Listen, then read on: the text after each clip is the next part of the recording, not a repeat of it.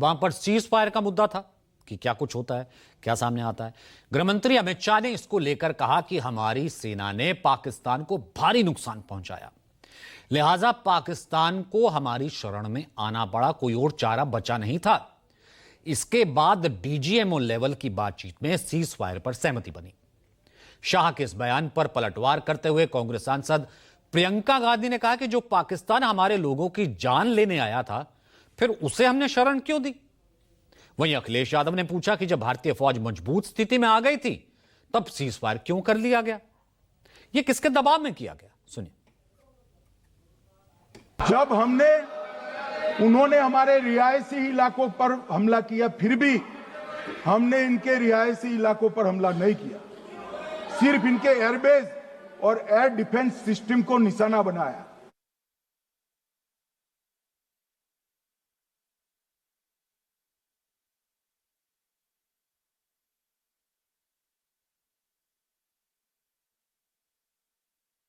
तो हमने छिन्न विछिन्न कर दिया।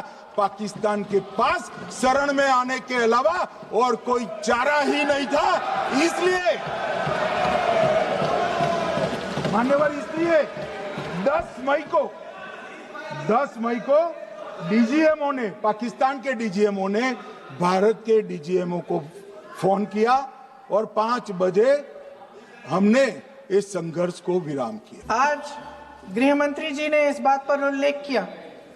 उन्होंने कहा, उनके शब्दों में उन्होंने कहा कि पाकिस्तान के पास शरण में आने के बजाय कोई चारा ही नहीं था। आपने शरण दिया क्यों? वो आते हैं आपके देश के अंदर, लोगों को मार डालते हैं और आप उनको शरण दे रहे हैं। क्यों दिया शरण? इसका जवाब क्यों नहीं दिया एक भी भाषण में? जैसे ये बात उठी, शरण की बात की, हमारे गृह मंत्री जी ने इतिहास में चले गए।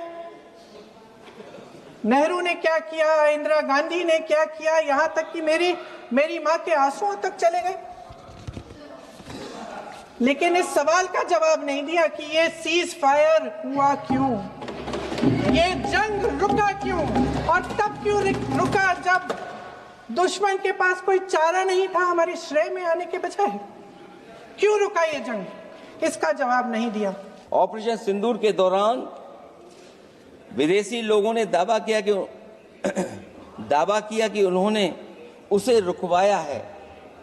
ये बात कई बार माननीय सदस्यों की तरफ से आई है कि आखिरकार किसने रुकवाया। हमसे हमारी संप्रभुता खंडित हुई है। संप्रभुता ही स्वतंत्रता की सुनिश्चित करती है। इधर आजादी के अमृत काल का ढिंढोरा पीटा जा रहा है, उधर हमारी इंटीग्रिटी को चुनौती दी जा रही है। देश की विदेश नीति पूरी तरह फेल है। ऑपरेशन सिंदूर और पहलगांव की घटना पर दुनिया के किसी भी देश ने हमारा साथ नहीं दिया। ये हमारी विदेश नीति का संकट काल है। और जिस तरीके से हमारी सेना ने जो मुकाबला किया है, सीज फायर के बाद भी ड्रोन आ रहे थे, ये भी सरकार को स्वीकार करना पड़ेगा। आखिरकार सवाल ये है हमारा कि सीज फायर किसके दबाव में किया है और सीज फायर क्यों किया जब हमारी फौज पीओके को भी ले लेती और पाकिस्तान के भी। अमित शाह ने अपनी स्पीच में कश्मीर को लेकर पूरा लेखा जोखा भी दिया। उन्होंने यूपीए सरकार के 2004 से 2014 और अपनी सरकार के 2015 से 25 के बीच आतंकवाद की घटनाओं, आतंकवाद के मसले पर कश्मीर में क्या कुछ बदला, उसका पूरा ब्यौरा सदन के सामने रखा। लोकसभा में दिए अमित शाह के बयान के मुताबिक 2004 से 14 के बीच 7,217 आतंकवादी घटनाएं हुई थी, जबकि 2015 से 25 के बीच 2,150 आतंकी घटनाएं हुई, जो कि 70% कम है। उन्होंने कहा कि 2004 से 14 के बीच 1,770 नागरिकों की मौत हुई, जबकि 2015 से 25 के बीच यह संख्या रही 357। 80% की कमी उन्होंने गिनाई। शाह ने कहा कि 2004 से 14 के बीच 1,060 सुरक्षा कर्मियों की शहादत हुई थी, लेकिन 15 से 25 के बीच ये संख्या 542 है। उन्होंने कहा कि हमारी सरकार के समय पिछली सरकार की तुलना में आतंकवादियों की मृत्यु में 123% की वृद्धि हुई है। इसके अलावा कश्मीर में पत्थरबाजी और आंदोलनकारी हड़ताल, इसको लेकर भी अमित शाह ने आंकड़े सामने रखे। उन्होंने कहा कि कांग्रेस की सरकार में हर साल लगभग 2654 ऑर्गेनाइज्ड संगठित पत्थरबाजी की घटनाएं होती थी, लगभग रोज। हमारी सरकार में 2024 में 0 हो गई है, एक भी नहीं हुई है। वहीं संगठित हड़ताल होती थी, कॉल दी जाती थी अलगाववादियों द्वारा। 132 दिन एवरेज कश्मीर बंद रहता था, लेकिन पिछले 3 साल में यह भी आंकड़ा 0 है। पत्थरबाजी में हर साल लगभग 112 लोगों की मौत होती थी, जबकि पिछले 3 सालों में इस वजह से एक भी मौत नहीं हुई है। तो लगभग 6235 लोग हर साल पत्थरबाजी में घायल हो जाते थे, लेकिन अब यह मामला 0 हो गया है। इतना ही नहीं, आगे वो बढ़े। कांग्रेस के शासनकाल में आतंकी वारदातों का जिक्र करते हुए अमित शाह ने कहा कि देश में हमलों की संख्या आप खुद देख लीजिए। इस पर प्रियंका गांधी ने पलटवार किया, वो गुस्सा हो गई। प्रियंका ने पहलगाम आतंकी हमले का जिक्र कर दिया कि आप कह रहे कोई नहीं हुआ, देखिए पहलगाम आतंकी हमला हुआ था। टीआरएफ संगठन का जिक्र कर दिया कि महज 5 साल में 25 आतंकी वारदातें उसने की हैं। ये देखिए, 2004 के दिसंबर में कोटा कानून रद्द हुआ। 2005 में अयोध्या में रामलल्ला के टेंट पर हमला हुआ, आतंकवादी मारे गए।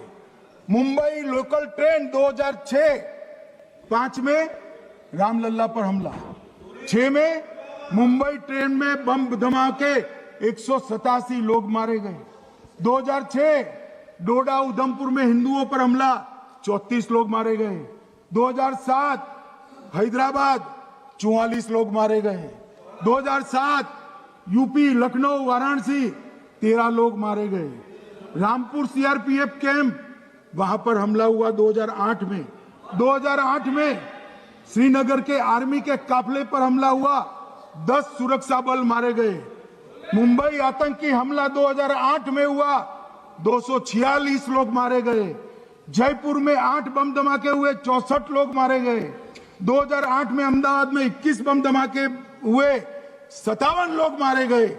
दिल्ली में 2008 में 5 धमाके हुए, 22 लोग मारे गए। और पुणे की जर्मन बेकरी 17 लोग मारे गए। वाराणसी में 10 में धमाका हुआ, 11 में मुंबई में 3 धमाके हुए, 27 लोग मारे गए। आतंकवाद के खिलाफ लड़ाई होती, कभी वो हमला करते हैं, मगर सवाल ये है कि इन्होंने 5 से 11 के बीच में 27 जघन्य हमले किए, 1000 के करीब लोग मारे गए। आपने क्या किया? कश्मीर में भी आज स्थिति ऐसी हुई है, उनको पाकिस्तान से आतंकवादी भेजने पड़ते हैं। कश्मीर में आतंकवादी अब हमारे नहीं बनते। पहलगाम हमले से सिर्फ 2 हफ्ते पहले हमारे गृह मंत्री महोदय जी कश्मीर गए थे। किस लिए गए थे? जो सुरक्षा की व्यवस्था है, इसको देखने के लिए गए थे, इसको रिव्यू करने के लिए गए थे। और उन्होंने वहां कहा कि आतंकवाद पर विजय प्राप्त हुई है। ये 2 हफ्ते पहले है। इस हमले की जिम्मेदारी एक आतंकवादी गुट जिसका नाम टीआरएफ है, थोड़े दिनों बाद लेती है। कौन है ये टीआरएफ? 2019 में ये गुट बना। 2020 में इसने कश्मीर में आतंकवाद का काम शुरू कर दिया और अप्रैल 2020 से लेकर 22 अप्रैल 2025 तक इन्होंने 25 आतंकवादी हमले किए। गृह मंत्री महोदय ने जब यूपीए सरकार के समय के आतंकवादी हमले गिने तो लगभग 25 गिनवाए थे अभी अपने भाषण में। इस गुट ने कश्मीर में 25 हमले 2020 और 2025 के अंदर तो ये चर्चा लोकसभा में 16 घंटे और राज्यसभा में 8 घंटे की हुई और अब भी हो रही है। तो लगातार यही है एक स्वस्थ लोकतंत्र, क्योंकि इस तरह की चर्चा की बहुत ज़रूरत है। तो